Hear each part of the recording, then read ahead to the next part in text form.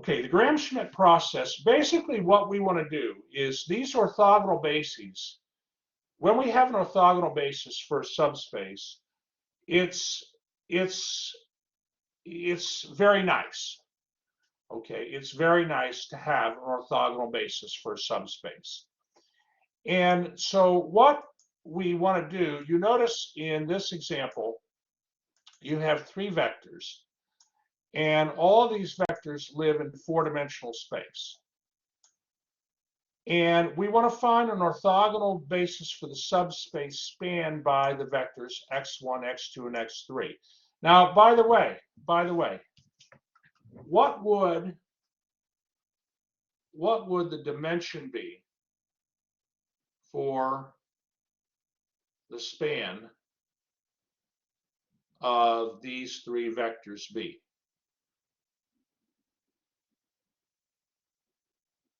What's the dimension of that subspace equal to?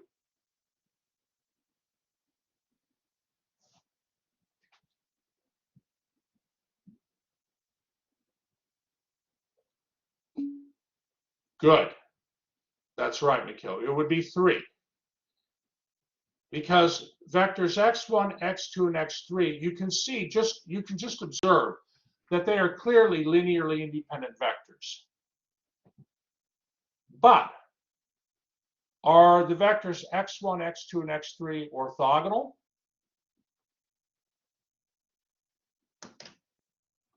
Are those vectors orthogonal vectors? They are not. So you have a subspace W, which is a subset of a four-dimensional. Hold on here.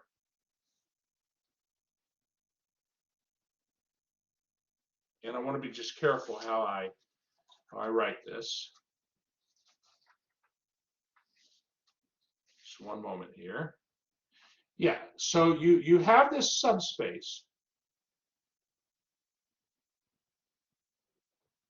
That's a subset of R4, four-dimensional space. And the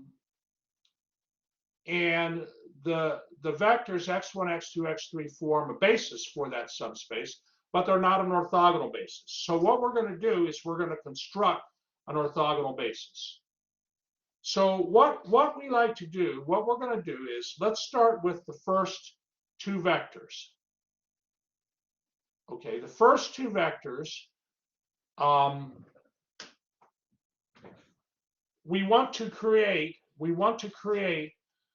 a set of vectors that span the space spanned by vectors x1 and x2, but those two vectors are orthogonal. Here's what we do. Okay, now what I'm doing actually, this example that I'm doing, okay, is it's example 2 that I'm doing in the book. And I'm just putting in more detail. So what we do is we define a vector v1, we let it equal x1. And the subspace w1 is the span of x1, but that would also be the span of vector v1.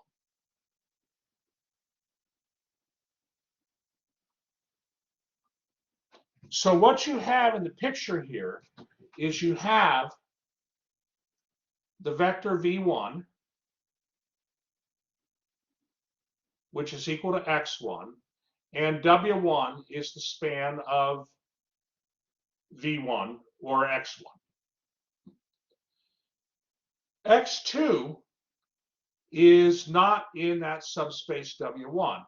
It's outside the subspace w1. But you have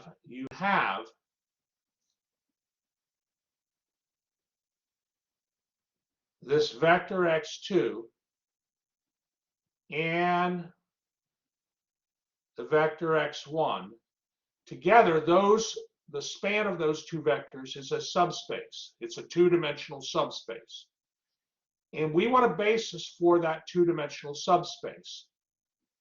Well, if we were to say, okay, if we were to say, all right, give me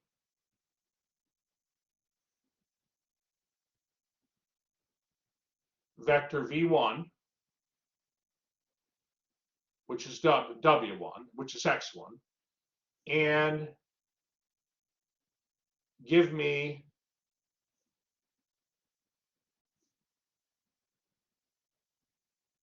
vector v2,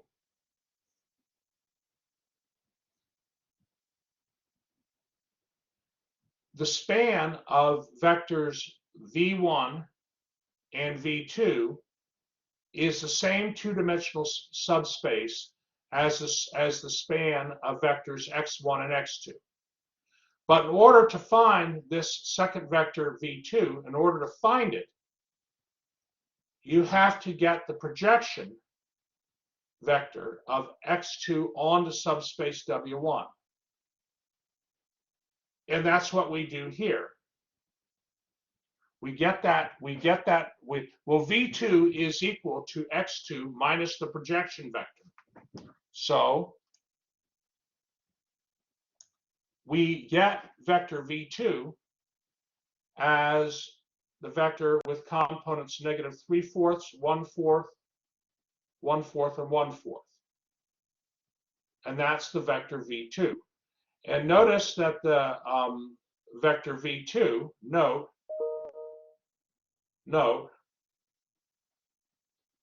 that v2 dotted with v1 is equal to 0. Those vectors are orthogonal, which is what we wanted. But this vector v2 has fractions in it. So what I'm going to do is take a multiple of the vector v2. Let v2 prime, I'll call it v2 prime. It doesn't mean a derivative. I just call it that vector v2 prime. Let that be negative, let it be 4 times, 4 times v2. And that'll be v2 prime.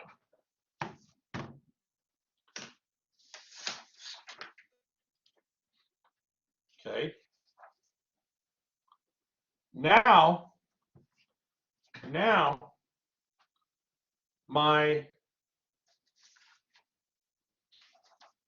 space W2, I'm going to now move into, I started with subspace W1. Now I'm going to have subspace W2, which is the span of vectors V1 and this V2 prime. And I'm going to use that subspace to help me get the third orthogonal vector. Are there any questions before we proceed on to the next page? We're doing the Graham-Schmidt process. We're building our orthogonal basis. We're building it.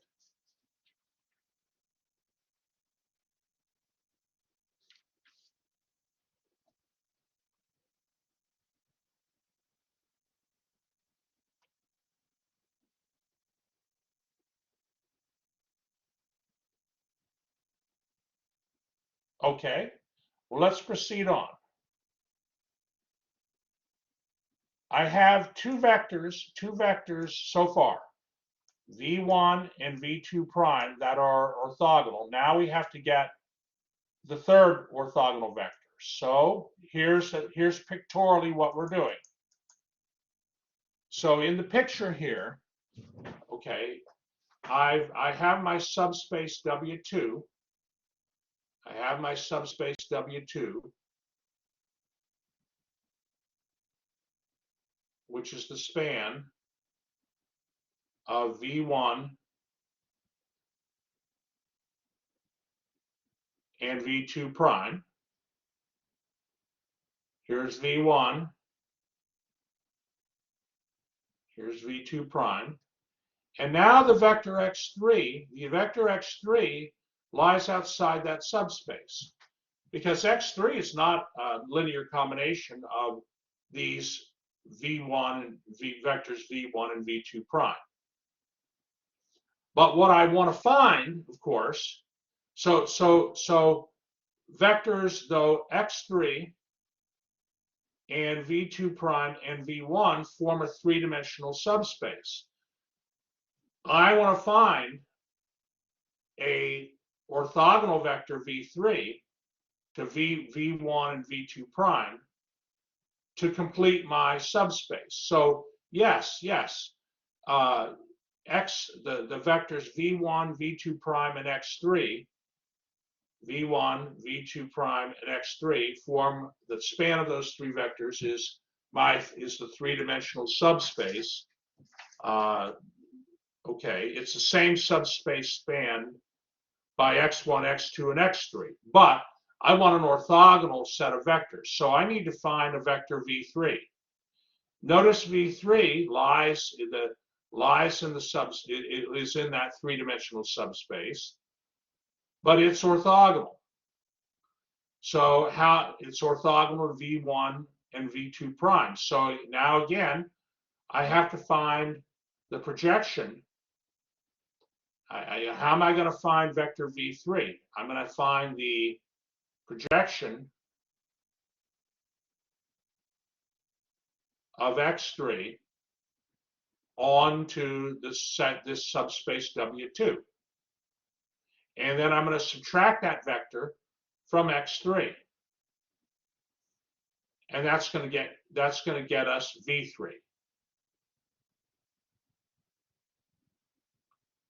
And so you just, since vectors V1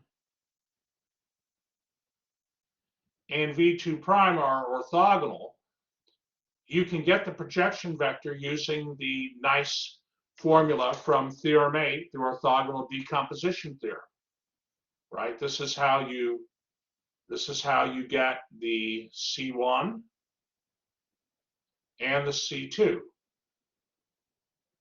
Because the projection vector here, the projection vector of X3 onto subspace W2 is a linear combination of vectors V1 and V2 prime. But we have to find that, based on the picture there. But we have to find that linear combination, and because vectors V1 and V2 prime are orthogonal, we can get those weights C1 and C2 prime, or C1 and C2, just using those little formulas that I've circled in red.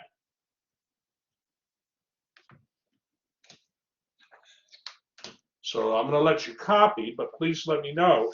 Please let me know if you have any questions.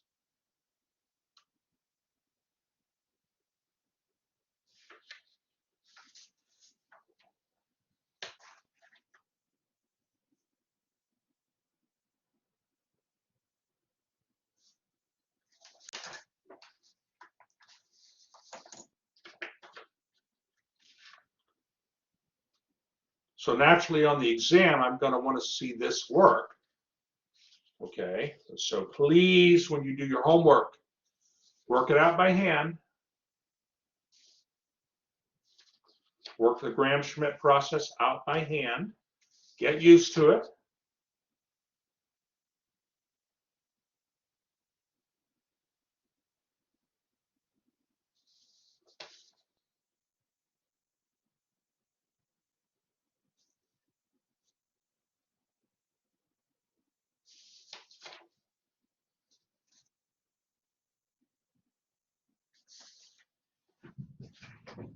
Please let me know if you have any questions.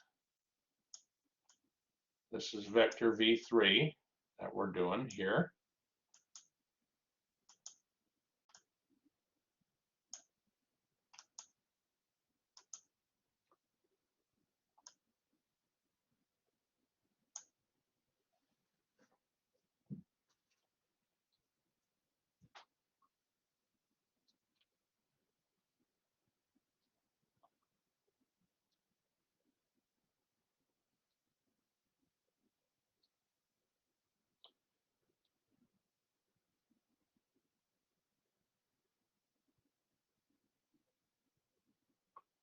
And give me a thumbs up when you're done copying, and I'll move to the next page.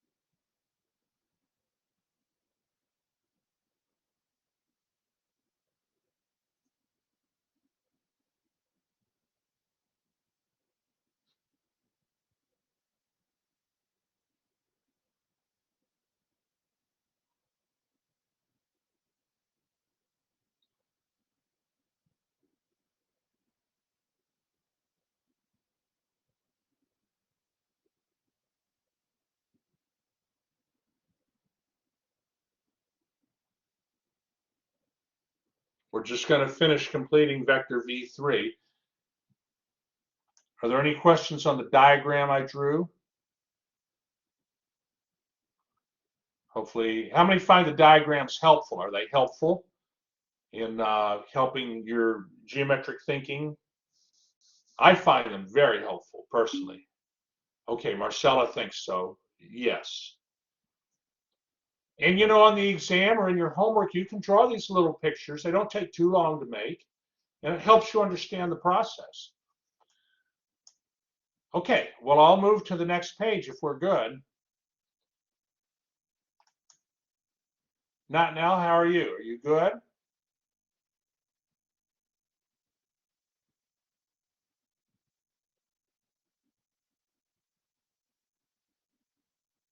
Zishan, how about you? Are you good?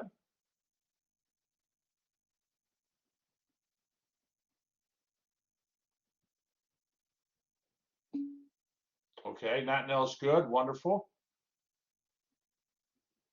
David, how are you doing?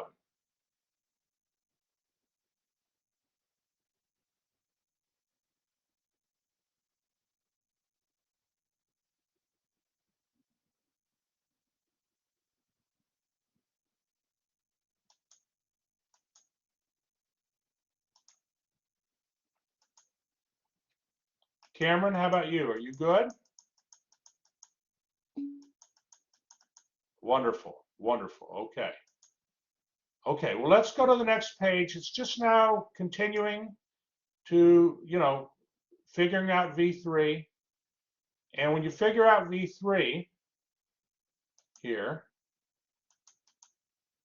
again, you're going to get a vector with fractions in it. And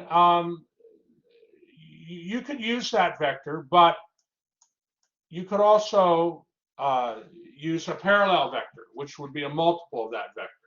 So V3 prime, this V3 prime, is just equal to 3 times V3.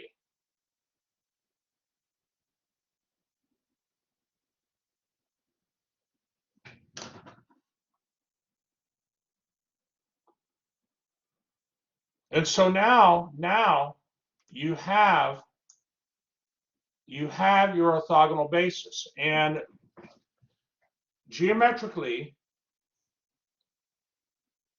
the span of vectors v1, v2 prime, and v3 prime is equal to the span of vectors x1, x2, and x3. They are the same subspace, the exact same subspace. It's just that now the set of vectors v1, v2 prime, and v3 prime, that is an orthogonal basis for our subspace, and that's what we want. Orthogonal bases have some very, very nice properties to them.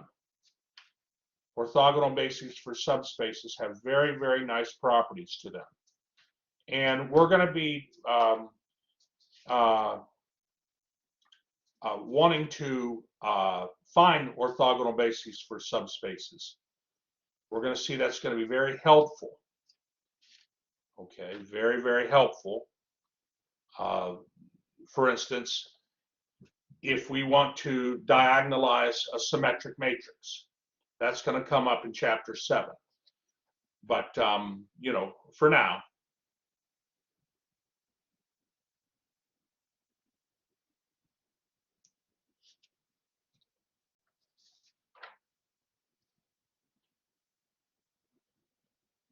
So I think in the homework, when you do the Gram-Schmidt process, I think the most vectors you're going to have to use are 3 vectors and go through this process. I remember when I took linear algebra in college, they gave me a problem on the exam that had 4 vectors. You might have one with 4 vectors, but I think it's mostly 3 vectors. Obviously, this process, you can do it, Gram-Schmidt process, for 2 vectors. Okay, basis for 2, orthogonal basis with 2 vectors, orthogonal basis with 3 vectors. You can keep going. And in the book here, I'll show you in the book, if we're good here. Are there any questions before I move to the book? I want to try to finish up here. How many are at least feeling reasonably good with this? Somewhat good. Okay, yeah, so for Cameron, Marcella's good. Yeah, you have to practice, right? That's what doing your homework's for, everybody. Be sure to do your homework here. All right, let me go to the book here. Let me go to the book.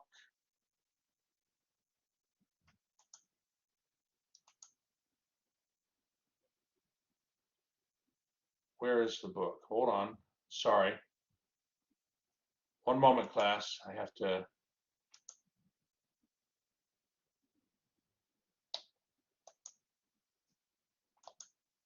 Get the book to appear.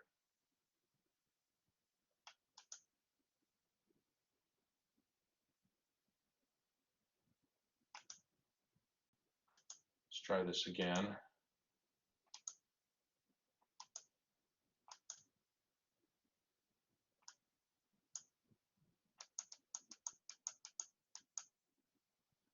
Okay, so one moment. We don't need all this here.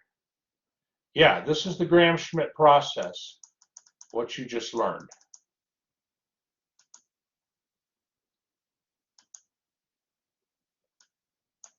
This is the process. Okay, where you take a basis for subspace and you construct an orthogonal basis for that subspace. That's called the Gram-Schmidt process. Absolutely beautiful, absolutely amazing. Now, I'll mention one more thing here. You've learned so far in this course about different factorizations of matrices. For instance, a matrix A can be written as a lower unit triangular matrix times an echelon for what is it called, an echelon form matrix. A equals L times U. Okay, you can diagonalize a matrix sometimes, you know, A equals P times D times P inverse. Okay, if the matrix diagonalizable. So these matrix factorizations come up a lot. They come up a lot. And believe me, if you take the next course that comes after this, okay, you'll see it. You'll see it a lot. So it's good you're seeing it here. There is a factorization for a matrix called the QR factorization. You can have an m by n matrix and you can factor it into a matrix Q times a matrix R. The matrix Q is an m by n matrix whose columns form an orthonormal basis for the column space of A. And then R is an upper triangular matrix, invertible matrix. So they have an example to show you QR factorization. It's another factorization, and I have used it before. Okay, I've used it before. they want you to find a QR factorization of this matrix A. And just look at example 4. They show you how to do this. Basically, example 4, the matrix A, the columns of that matrix are the same column vectors that we did in the example we just did, where we found the Gram-Schmidt. We did the Gram-Schmidt process to produce a basis, orthogonal basis for the subspace spanned by those 3 vectors, x1, x2, x3. Well, those are the vectors here in the matrix A.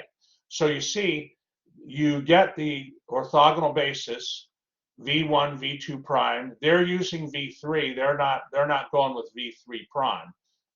They're just using the vector that has the fractions in it. And you construct a matrix Q by taking those 3 vectors and making them of unit length. Okay, so you make them of unit length. You scale them. Okay, so they all have unit length. They are orthonormal vectors, an orthonormal basis for the column space of A. The matrix Q, the vectors in the matrix Q, the column vectors, form an orthonormal basis for the column space of the matrix A. Okay, and if you want to find the matrix R, then to find the matrix R, you have to recognize that, well, hold on here, I just want to finish this. Q transpose times Q is equal to the identity. This is one of the properties that you learn. If you have a matrix with orthonormal columns, if you take the transpose of Q times Q, you're going to get the identity. So since A equals Q times R, okay, Q transpose times A is going to give you the matrix R then. Q transpose times the matrix A will give you that matrix R. And so the matrix R here is just found by taking Q transpose times A, and that will get you your matrix R. And this is also something I would want to see you work out by hand on the exam, okay, so that I can see you understand the process. That's section 6.4. Are there any questions before we stop the recording here?